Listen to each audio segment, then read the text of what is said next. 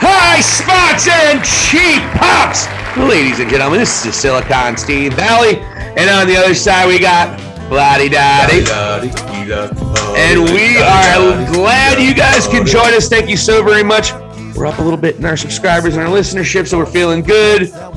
And it is WrestleMania season, and we are excited, and we are all abuzz. But before we get into that, Vladdy Daddy, my brother, how are you doing on this fine Monday evening, just after watching the conclusion to Monday Night Raw? I'm doing pretty well, thank you for asking. I'm here and present, unlike a certain grandson of a plumber that I think the entire city of Chicago was hoping to come out and basically confront Seth Rollins, but it was a no-go. So they keep us hanging on, wanting more, I guess you could say. So, yeah, with that, I'll flip it back to you as we can get into, of all things, can you believe it? Cody Rhodes and the WWE. Yeah, you know, it's funny, and I'll start by saying this. I saw a memory today. It was shortly after, it was the first Dynamite when the pandemic hit. And who opened the show and cut a beautiful soliloquy about the service that professional wrestling provides? And it was Cody Rhodes. And I remember how he was really very much the face of AEW on pretty much every level. And he was so gung-ho. And also Kenny Omega, I listened to once again an interview he had about a month ago. And you can tell Cody Rhodes was the one who really wanted to stick it to WWE. If I'm reading in between the Kenny Omega lines, every time he would talk about the philosophy of the 4 executive vice presidents, Kenny said 3 or 4 times specifically that the Bucks and I never wanted to go to war. The Bucks and I didn't want to go to war. Never saying Cody was part of that. Yep. And then I saw the last promo Cody cut in AEW, and the first 4 minutes really hits you. Because he even said, I wasn't going to cut this promo, but I may never get a chance to do it again. And he didn't. And so all that being said, Cody Rhodes in that promo said that, you know, we love CM Punk and everything that he did and everything that he came back and did. But he went and said he'll go wrestle. When he cut that pipe bomb, he'll go wrestle in Ring of Honor. He'll go wrestle in New Japan. He'll eventually work with the Bucks. And Cody said, I did all those things fighting that corporate monopoly that he hated so much. And one thing Kenny Omega said when he left WWE Developmental is he said, I'm going to leave and I'm going to go become a huge star, and WWE is going to have to pay me that way and take me seriously that way. And then Kenny certainly did that, but he just never went back to WWE. But Cody is getting a huge payday, reports are between $2 and $3 million a year. And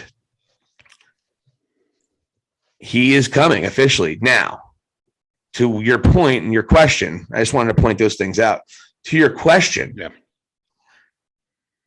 I'm not sure if this jerking with the semi-booking is really doing a lot of good for Cody Rhodes. And it's certainly not doing much good for Seth Rollins. You know, Seth Rollins has been brilliant during this entire storyline the last couple weeks. He's been great.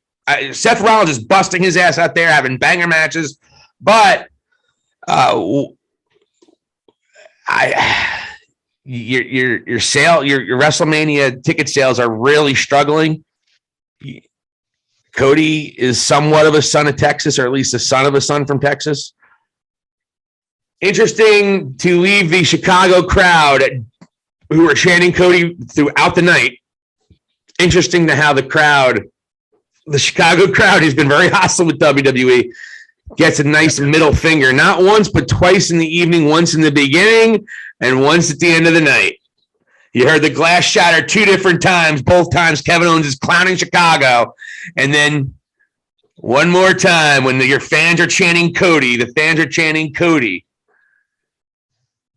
you just see the little trademark emblem and they go off air, and Seth Freakin Rollins still doesn't have a WrestleMania spot. I wonder what's going to happen.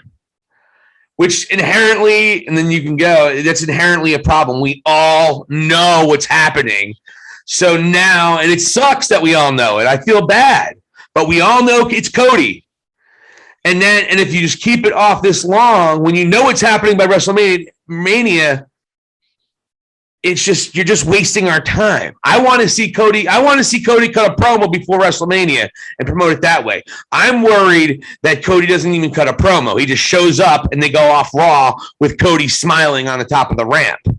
So they still have a shot to bring it in, but I think because we know what's happening, it's a little frustrating. But I'm trying to enjoy it because, again, Seth Rollins is telling as good of a story with the silliness. But I have a problem with fighting over trying to interview Steve Austin, though. So there's that, too. So I don't know. Yeah, I don't like the way they're going about this. WWE has almost the audacity to do a WrestleMania program between one wrestler and one wrestler that is not quite yet there. So there's no word spoken. There's no heat between the two. It's Seth Rollins is currently feuding with the Invisible Man. And you're going to WrestleMania with this. And as you say, we all know it's Cody. So if that's the case, they were in Jacksonville a few weeks ago, or was it last week? And it was one of the most anticlimactic endings of Raw that I've seen. And it was just bullshit. Okay. And they could have had Cody come out, and Cody being in Jacksonville is well known there. The place would have went nuts.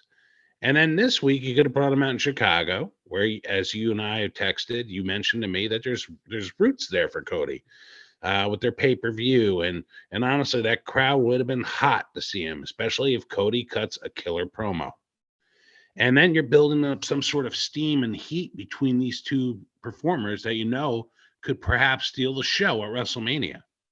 But instead, we're going to have to pretend Cody's not quite there yet, even though you hear the chants and everything else, and you see all the rumors online. And now we have a circumstance where next week he's going to go and hold this show hostage.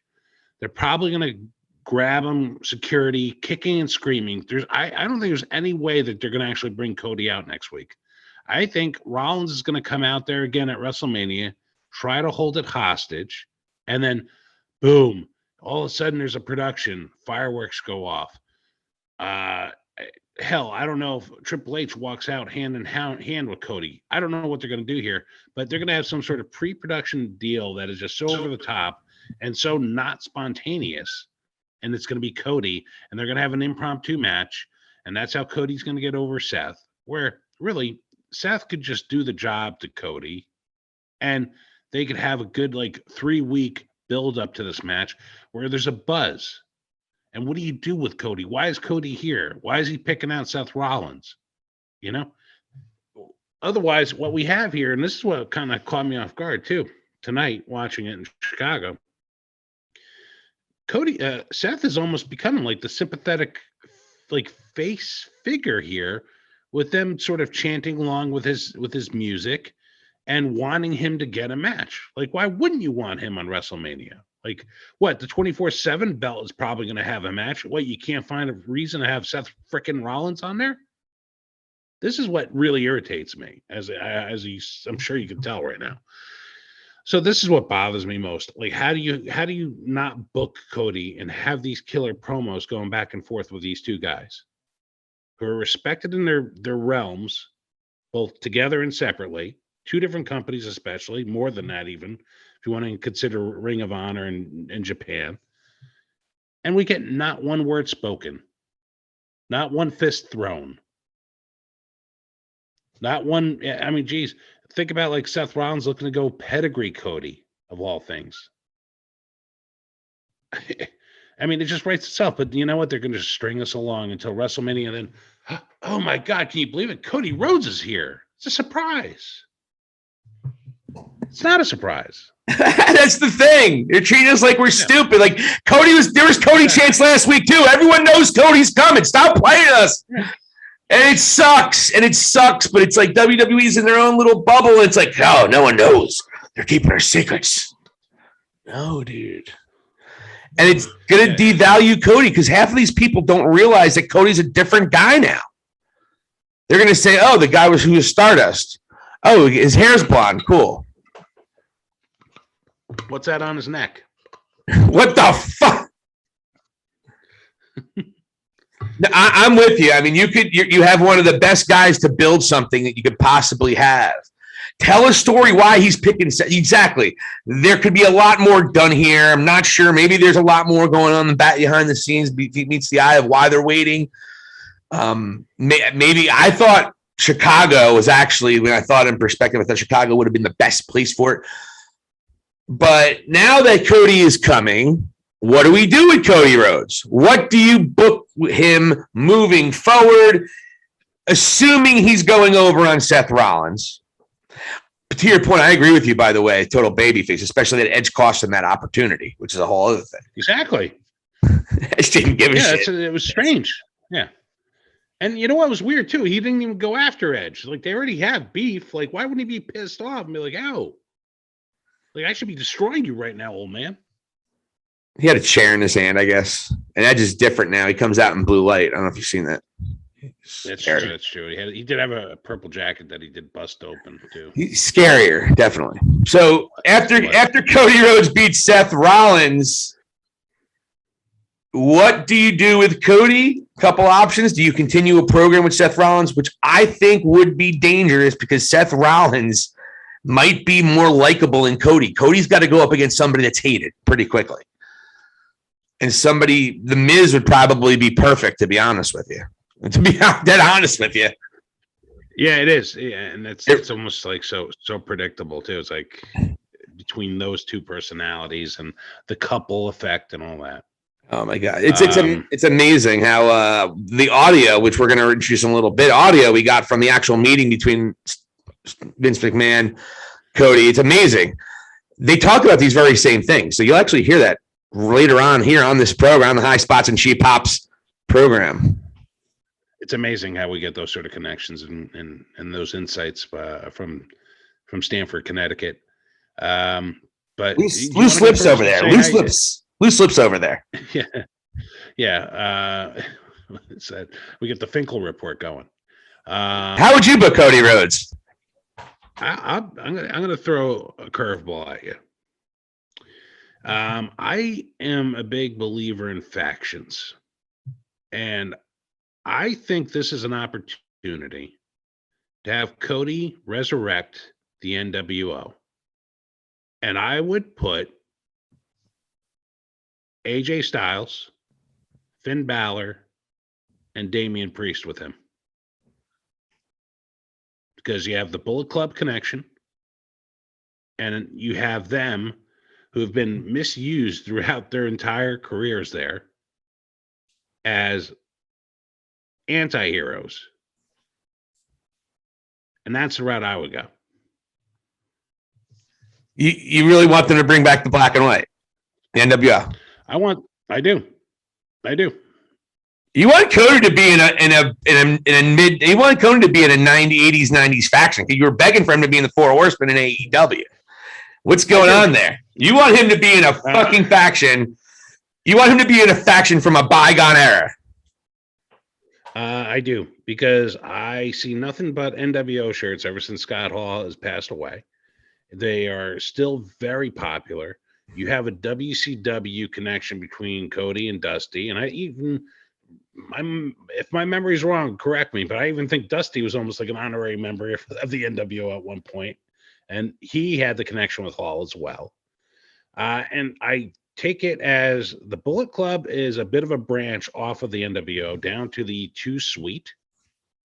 And really, like, what else are they doing with AJ Styles and Finn Balor?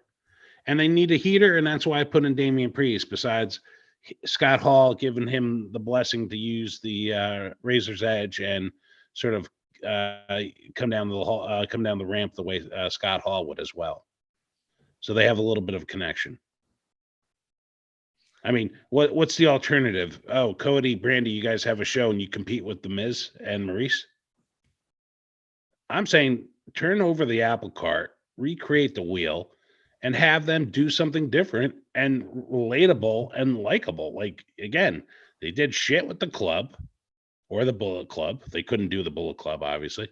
But you know what? They do own the NWO, and that's a bit of an extension. Why else is Cody here? That's what I would do. Make him the leader of it. Have AJ and Finn, who are not as good, as good at promos as he is. Not even close. And then you need a heater. Yeah, and then you need a heater. That's a wild idea, man. That's wild. That's what I would do. That's wild. I don't know if I like it so much. I love you. I'm sorry. It's all right. Just because quarter, so it's okay. This is the reason. The reason I would be against that is because if you are a guy who doesn't know anything outside of WWE, who the fuck are these assholes trying to be Hulk Hogan, Razor Ramon, aka Scott Hall, love him, God rest his soul, and Kevin Nash?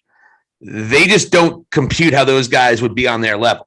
They still don't know Cody. Cody's got to get reintroduced to the WWE universe. So maybe after a little time, but also I'm not sure. Look, they already tried doing a NWO reboot and that went disastrous. So WWE would be a little bit what have you.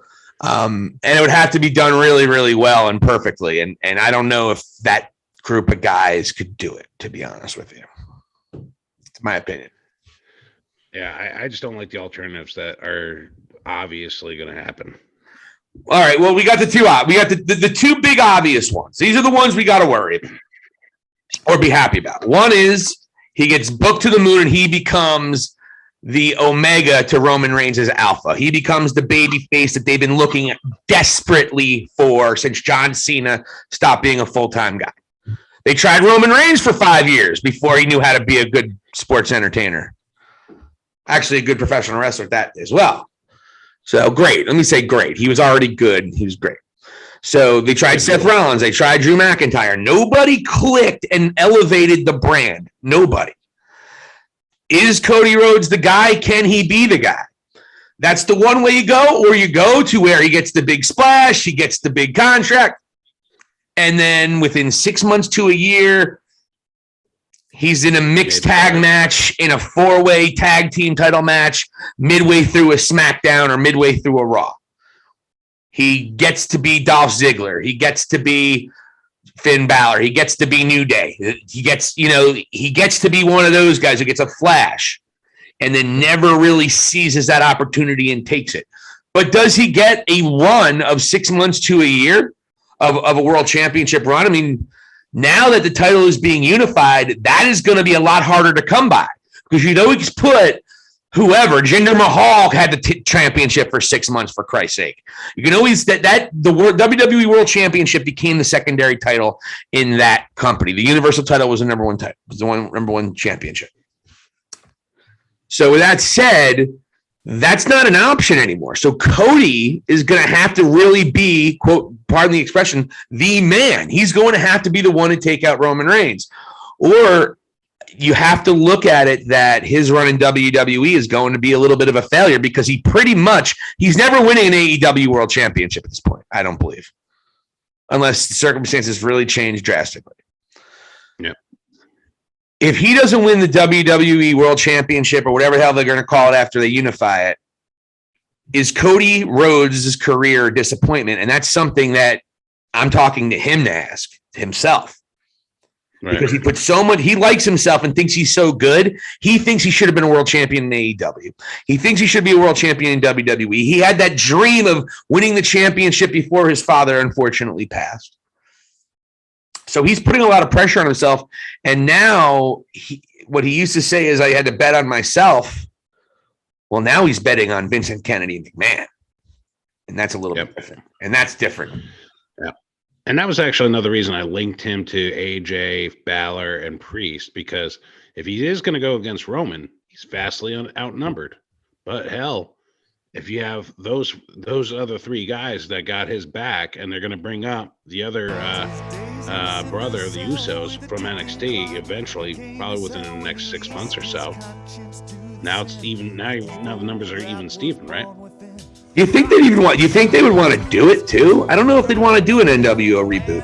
Any of those guys, the exception of Damian Priest, because fuck him.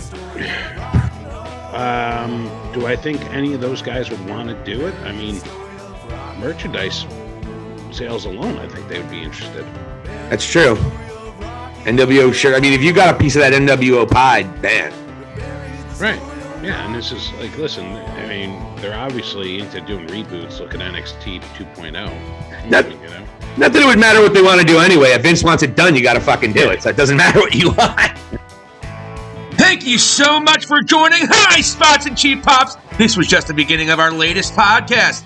Please like and subscribe anytime you see us here on YouTube. Check us out on Facebook, High Spots and Cheap Pops. And of course, check me out at hscpwrestling.com. Subscribe!